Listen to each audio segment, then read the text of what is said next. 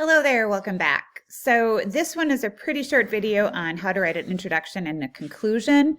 So basically for your lead, you want to find something interesting like a statistic or a definition or a quote from someone or an analogy or maybe a story, like a personal story or a story from someone else. We call that an anecdote. So any of those things work.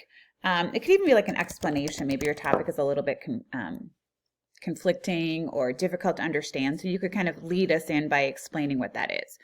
So for me, if I were doing, let's say, autism spectrum disorders, I might tell a personal story because my son has an autism spectrum disorder. Now the link here is like you have to connect your thesis with the transitional sentence to your hook or your lead. You can't just like tell a story and then plop the thesis in. So I might say, like, tell my story, and I might say millions of Americans, or millions, actually not just Americans, millions of people struggle with an autism spectrum disorder. We call that ASD. And in the same way that our family did. This disorder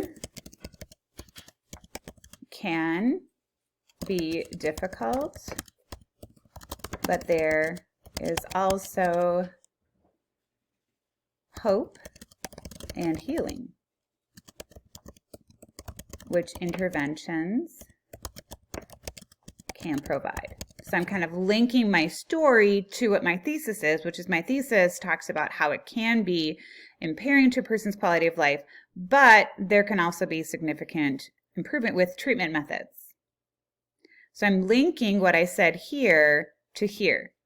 So I think one of the key transitional statements here is in the same way, or also. Those are some really good ways to transition to a thesis.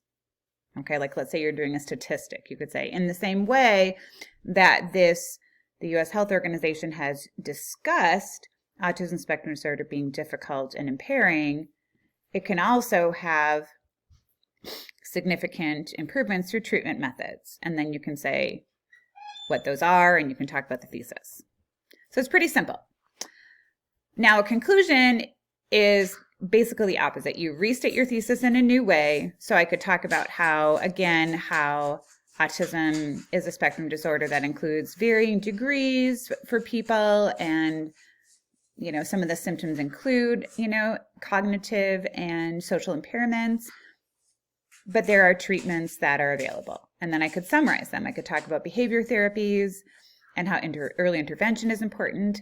And then I might close with a memorable statement stating something like, something to the fact that autism is a social impairment disorder, yet it does not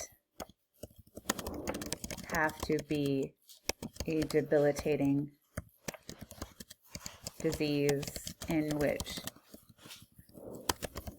people cannot thrive. People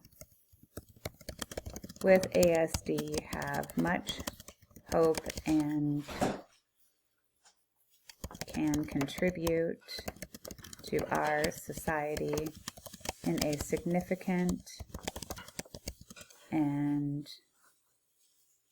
maybe profound way.